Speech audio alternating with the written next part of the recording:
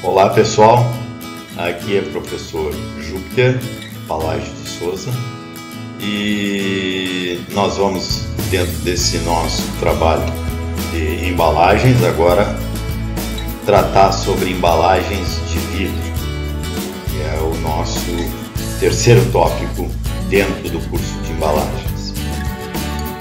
Primeiramente nós vamos falar um pouco sobre a composição, terminologias, tipos de embalagens, sistemas de fecho, fabrico de embalagens, considerações sobre formatos e especificações de ensaios para embalagens de vidro. O vidro ele tem uma característica especial, né, pessoal? Porque ele tem uma alta viscosidade, ele não tem uma estrutura cristalina, na verdade é uma estrutura amorfa, onde nós temos as mesmas propriedades em todas as direções, ou seja, ele é isotrópico, ao contrário da estrutura cristalina, que tem os seus planos cristalográficos e as propriedades variam em função da direção dos planos cristalográficos. Em termos gráficos, aqui, temperatura versus tempo, a estrutura cristalina ela chega num momento quando, por exemplo, aqui seria sólido, ele vai mudar de estrutura e ele, enquanto todo o material não estiver fundido, ele não altera, permanece nesse patamar, não altera a temperatura. Então, isso é uma característica das estruturas cristalinas, a formação deste patamar na mudança de estado, quando muda de um estado para outro. Enquanto não houver a total fusão, enfim, ele não vai, ou passagem de líquido para vapor, enfim, o que for, ele não mudar de estado, ele não muda a temperatura, permanece nesse patamar. Ao contrário do vidro, como vocês veem aqui, ele não tem uma estrutura de patamar, ele é contínuo aqui. Nós temos aqui desde cima até embaixo aqui continuamente, mostrando que não existe uma estrutura organizada. Então o vidro ele tem propriedades isotrópicas, propriedades químicas, físicas, transmissão de luz, solubilidade iguais em todas as direções. É um estado instável, né?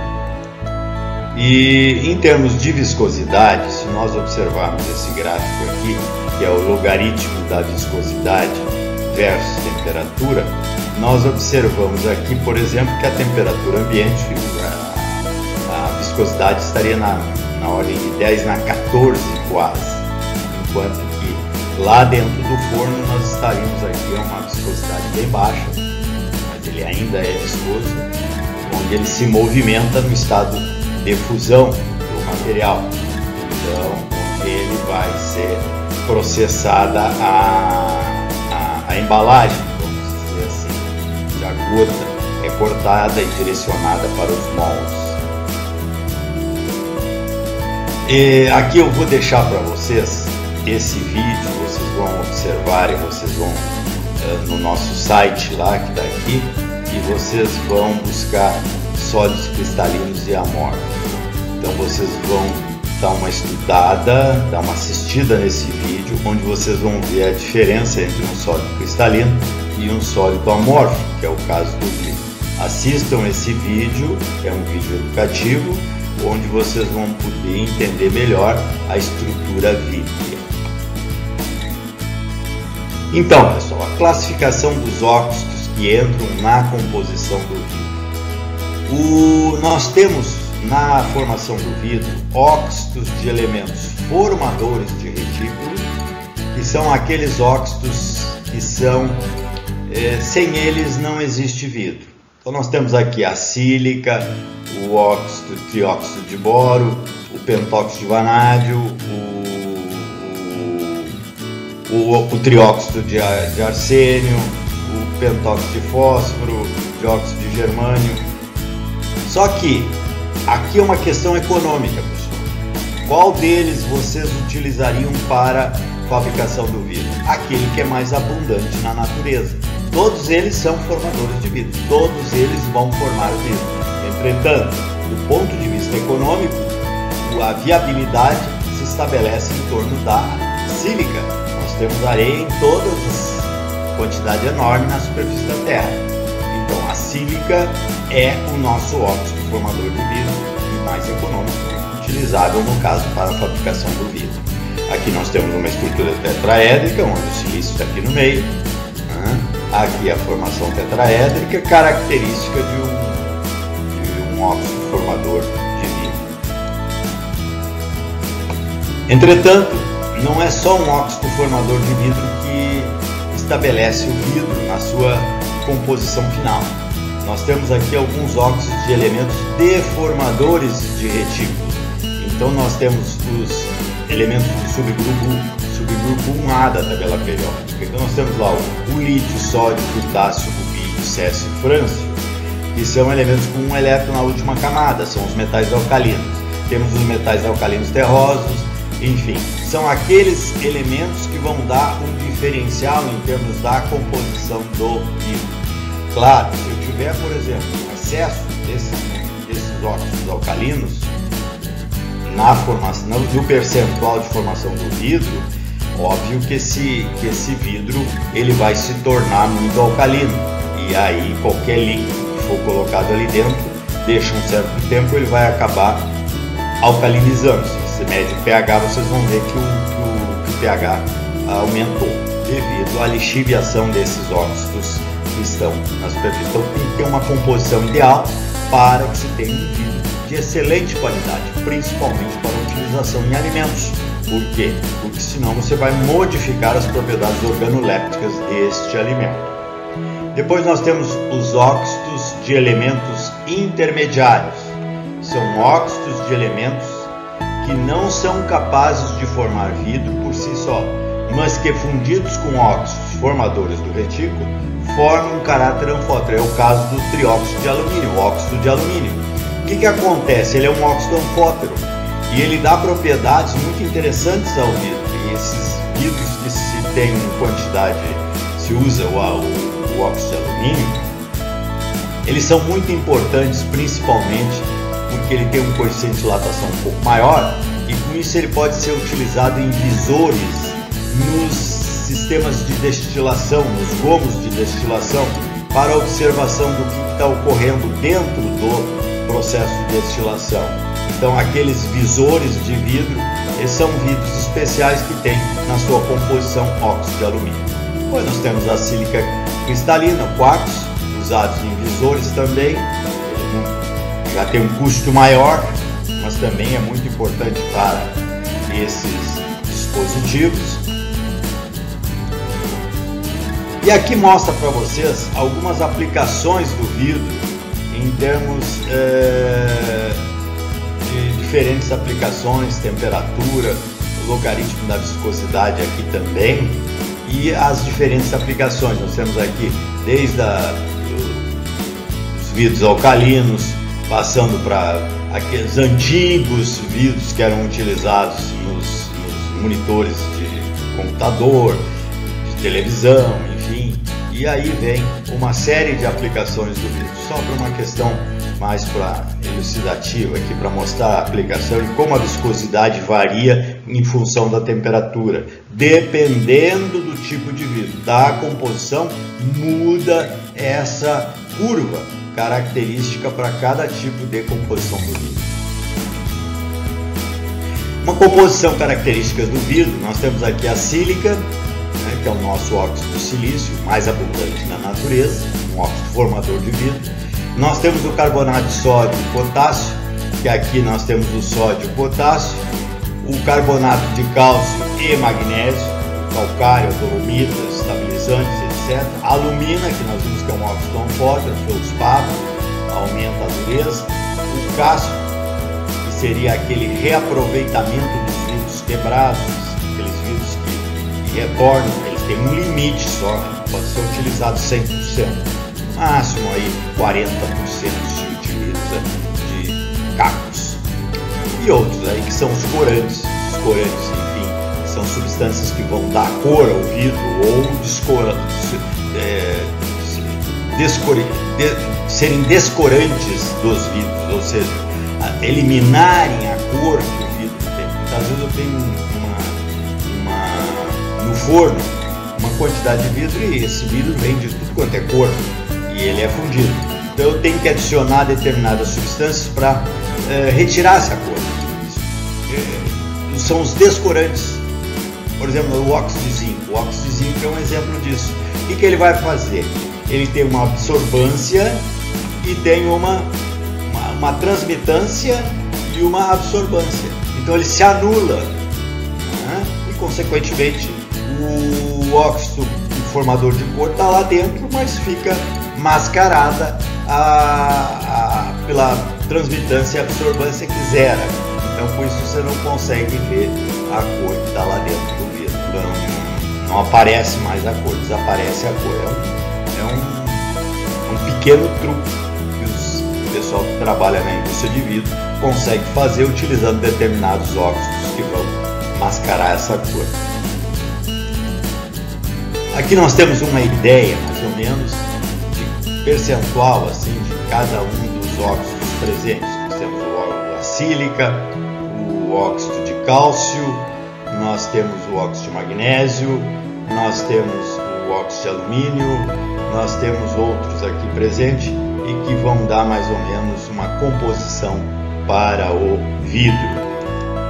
Aqui nós temos uma garrafa também, onde nós temos algumas partes dessa garrafa e que são identificadas em termos da denominação, que são um padrão, e que na hora principalmente de fazer o controle de qualidade é importante avaliar essas partes para ver se elas estão dentro das especificações adequadas para a utilização como embalagens para embalar algum tipo de refrigerante, algum tipo de bebida, enfim, um vinho, uma cerveja, um suco,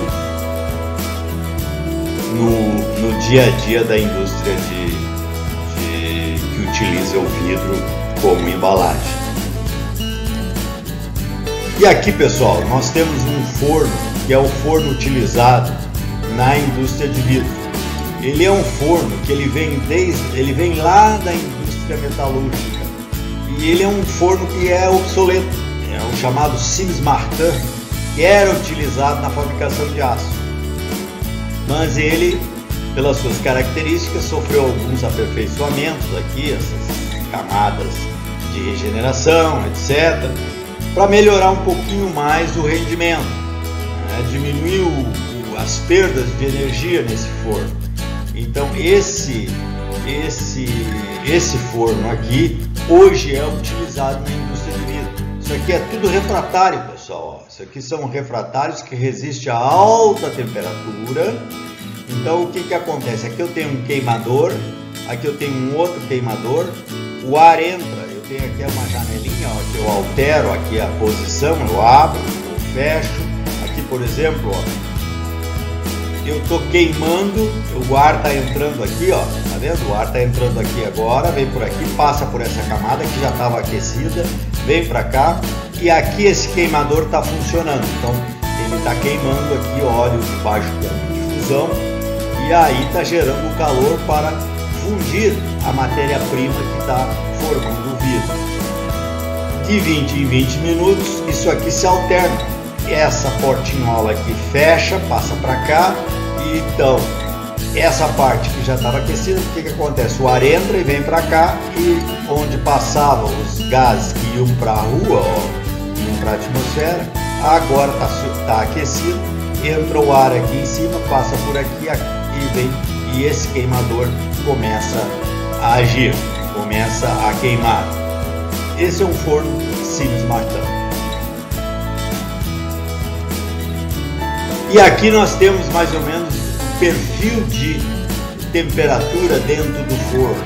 Nós temos aqui faixas de temperatura e composição dentro do forno, como se decompõe a matéria-prima dentro do forno em função dessas faixas de temperatura. Por exemplo, eu tenho aqui o carbonato de sódio decompondo entre 700 e 900, eu tenho o carbonato de cálcio decompondo entre 800 e 1200, o sulfato de sódio entre 1100 e 1200 e aqui a 1200 e 1400, que é a zona de fusão, onde eu tenho propriamente o meu material a 10 na 14 poás, que é a viscosidade que ele se encontra lá em cima.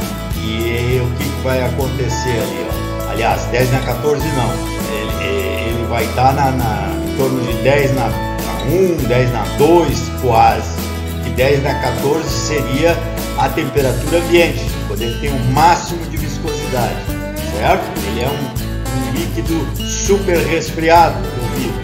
Então, a temperatura ambiente ele estaria com uma viscosidade em torno de 10 na 14. E aqui nesta zona aqui seria 10 na 1, 10 na 2, por aí, onde a viscosidade é baixa e ele consegue se movimentar dentro do forno ao longo das chicanas que existe, para fazer ele percorrer o máximo de extensão possível dentro do forno e com isso misturá-lo bastante bem.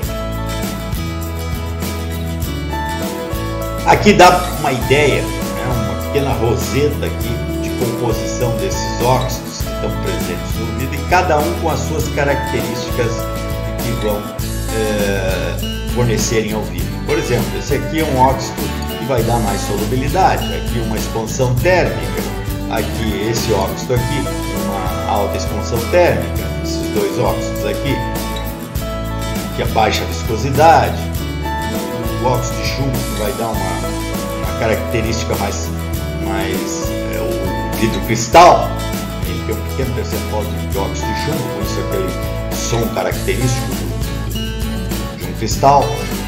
Aqui aumenta a densidade, a devitrificação, à medida que eu aumento aqui ele vai ficando cada vez menos vidro, né? Vai devitrificando. A durabilidade, a L2O3, a alta viscosidade aqui com a sílica e o óxido de boro, baixa expansão térmica. Então isso aqui é importante para tomar como referência em termos da presença de cada um desses óxidos dentro da composição de estabilidade química do vidro. E aqui, pessoal, nós temos alguns óxidos que vão dar cor ao vidro. Então vocês têm aqui o amarelo, um óxido que vai dar a cor amarela seria o sulfato de alumínio, o óxido de ferro, o óxido de antimônio. Aqui o amarelo fluorescente seria o urânio, o âmbar, que é a nossa garrafa de cerveja aí, se põe carvão, enxofre ou pirita, né, sulfeto de ferro, o ouro de tolo, né, se lembra, carvão vegetal, o azul, o óxido de cobalto, a branca, fluoreto de alumínio, castanho, opala, rosado, verde, vermelho, violeta. Esses óxidos aqui são responsáveis em pequenas quantidades pela formação do centro de cor no vidro. Eles vão se localizar em pontos importantes onde a luz vai refletir, vai ser absorvida e com isso vocês vão ter uma cor complementar.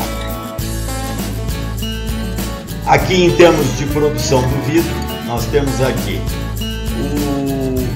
a matéria-prima, ela é moída primeiramente até atingir uma granulometria bem fina para garantir uma área superficial bastante boa e consequentemente uma cinética de reação bastante eficiente.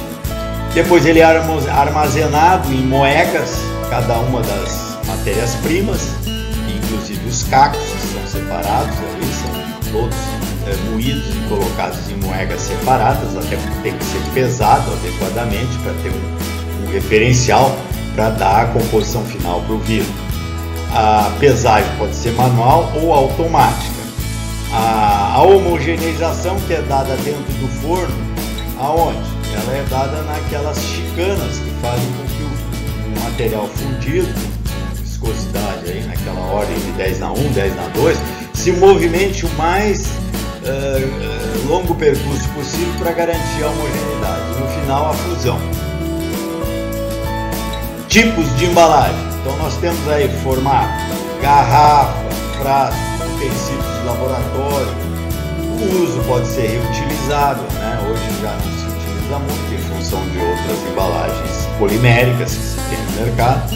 É o caso das garrafas de bebida aí, de refrigerantes, que antigamente eram reutilizáveis e hoje não, devido à facilidade do PET hoje no mercado.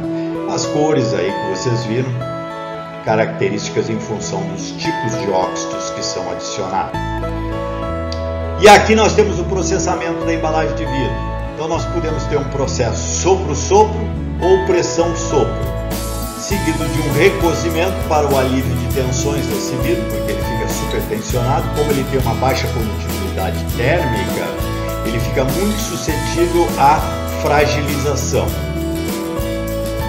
Então eu tenho aqui, por exemplo, a gota, que depois vocês podem assistir um filmezinho, vocês vão ver a gota, que é ele cai lá do final do forno, onde tem uma tesoura refratária que corta a gota. Essa gota ela é proporcional ao tamanho da embalagem que vocês querem, da garrafa, enfim, do pote, o volume que vai ter ali. Então essa gota cai aqui, ó, ela recebe uma punção aqui nesse sentido, toma um formato, ó, aqui já tomou o formato do que se chama Parizon. Aqui essa maquininha pega ela aqui, ó, inverte ela, vem para cá, ó, ela ficou invertida, olha a posição dela. Aqui ela vai receber um sopro final, aqui já é o sopro, aqui é o punção, aqui é o sopro, para tomar o formato final de um pote, por exemplo. Depois vocês poderão utilizar lá como geleia ou qualquer outro tipo de produto que possa ser embalado nesta embalagem de vidro. Perfeito, pessoal? Aqui nós temos a garrafa, então vocês vão observar aqui, ó, estou caindo sopro-sopro, a gota está caindo aqui dentro, caiu a gota, eu dou o sopro aqui, ó, de baixo para cima, ó, tomou o formato Parizon, vem aqui a maquininha pega, vira ela ao contrário, entrou o Parizon aqui, ó, aqui está o Parizon, e aqui, ó, ele vai para dentro do molde, para esse molde aqui, muito alta temperatura, não pode ter muito resfriamento aqui, porque senão tem fragilização desse vidro. Recebe o sopro final e aqui vocês têm a garrafa no formato que vocês desejam. Essa gota, como eu falei para vocês, o tamanho dela é proporcional ao volume da garrafa que vocês têm. Ela é pesada antes, tem um processo de pesar essa gota, mesmo a alta temperatura, ela é pesada numa balança, uma chapinha refratária, né, para evitar, e com isso ela é pesada, vocês fazem a diferença, pesam e é proporcional ao volume final da garrafa. Aqui, por exemplo, seria a obtenção de peças para laboratório. Por exemplo, hoje a maioria das pipetas, provetas, são materiais poliméricos quando não se tem necessidade de temperatura, utilizar a nossa vidraria em condições de temperatura.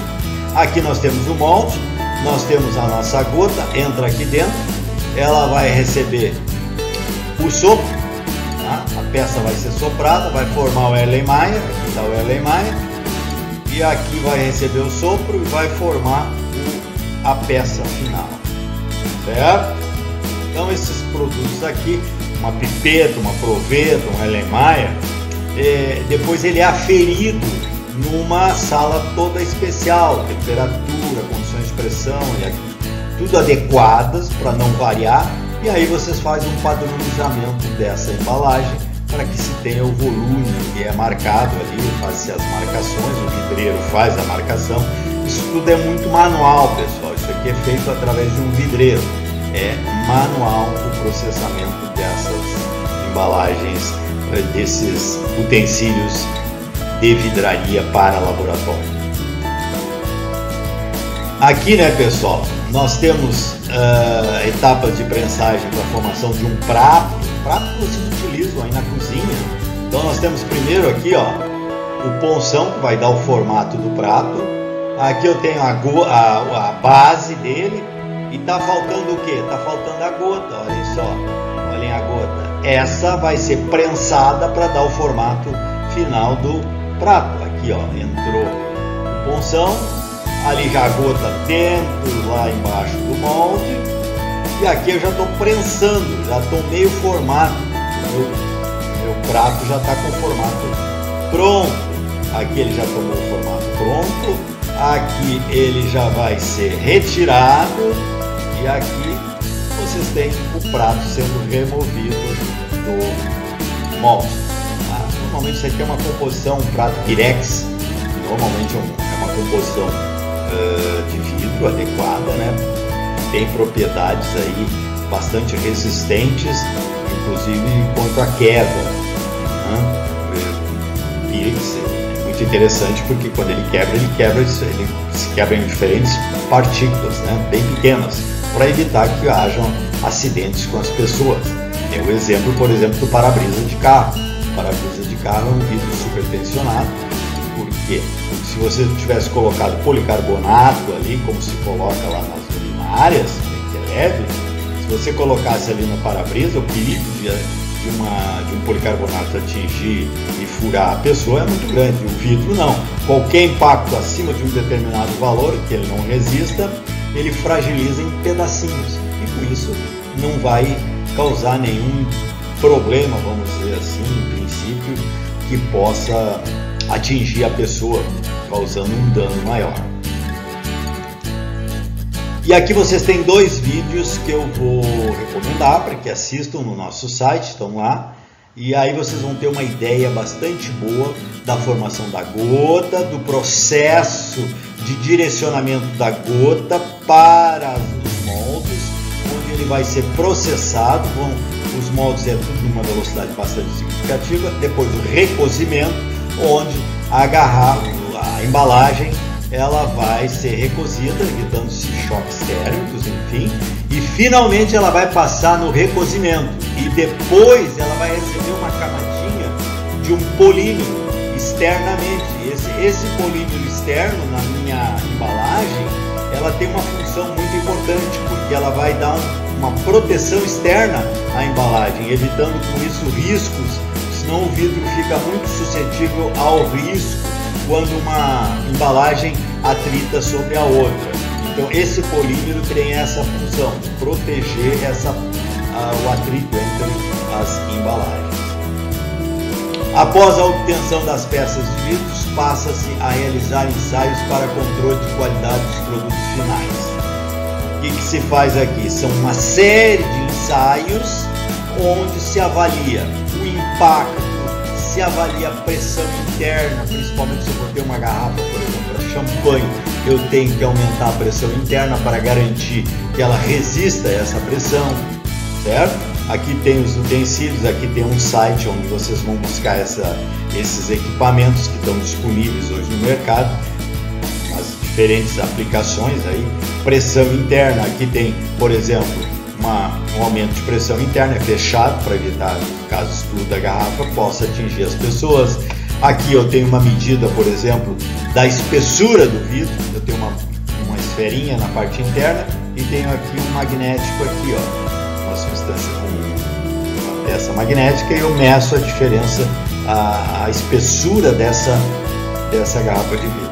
É uma medida muito importante, porque vai me dizer também da resistência ao impacto desta embalagem. Aqui eu tenho outro aspecto muito importante, que é o formato, principalmente das garrafas, porque aqui, ó, vai se distribuir as pressões, ó. Então aqui, por exemplo, ele fica muito mais suscetível à pressão, ó, do que aqui. Ela se distribui melhor do ponto de vista físico, né? Então o que acontece? Aqui ela fica muito mais suscetível à quebra. Então, se eu tiver um conjunto de empilhamento de garrafas, muito maior esse empilhamento eu vou ter aqui, ó, e aqui, do que aqui, porque aqui fica muito mais frágil o empilhamento. As de baixo vão quebrar com mais facilidade, né? Resistência ao impacto é outro ensaio que tem que ser feito. Aqui nós temos mais outro site que vocês podem consultar, efeitos nas embalagens de vidro, alguns defeitos que podem ocorrer, né? Aqui principalmente presença aqui de material refratário que possa desprender-se do forno e acabar entrando na composição da embalagem do frasco de vidro. Aqui, por exemplo, é a utilização da luz estroboscópica, onde nós temos a avaliação de tensões internas na nossa embalagem de vidro, caso tivesse havido algum problema de exposição ao ar, uma diferença de de temperatura, um ΔT, que pudesse gerar essas tensões internas. Aqui alguns defeitos, olha aqui na parte do topo da garrafa, aqui nas laterais. Tudo isso aqui influencia no produto final. Isso tem que ser avaliado. São defeitos que são avaliados visualmente após a garrafa ter sido processada. Então tem pessoas muito experientes que ficam observando e removendo essas garrafas com defeito. Pessoal, com isso nós encerramos esse tópico, que é embalagens de vidro. Eu acredito que é de suma importância hoje a embalagem de vidro, principalmente se nós queremos dar uma aparência para o nosso produto final. Uma geleia embalada num frasco de vidro, ela tem outro aspecto que uma embalada em uma embalagem polimérica, onde é translúcida, tem uma transparência muito boa. E o vidro, ele é totalmente inerte, desde que ele tenha aquela composição adequada, né? Um vidro com composição que não vá ter excesso de óxidos alcalinos que possam lixiviar e modificar o meu produto interno. Então, para a indústria de alimentos, é uma alternativa com alguns produtos, principalmente que se queiram agregar valor. Principalmente o consumidor gosta de ver o produto na sua forma final, e o vidro se presta bastante bem a isso. Do ponto de vista de reciclagem, claro, pessoal, eu devo esclarecer que não é uma embalagem muito adequada do ponto de vista de reciclagem. Por quê? Porque o vidro vai ficar na natureza aí centenas de anos. Ele não vai se decompor como se decompõe o próprio plástico, o papel e outras embalagens. A metálica, por exemplo, ela se decompõe muito mais facilmente. Ao contrário, por exemplo, do alumínio, onde nós vimos que é 100% reciclado.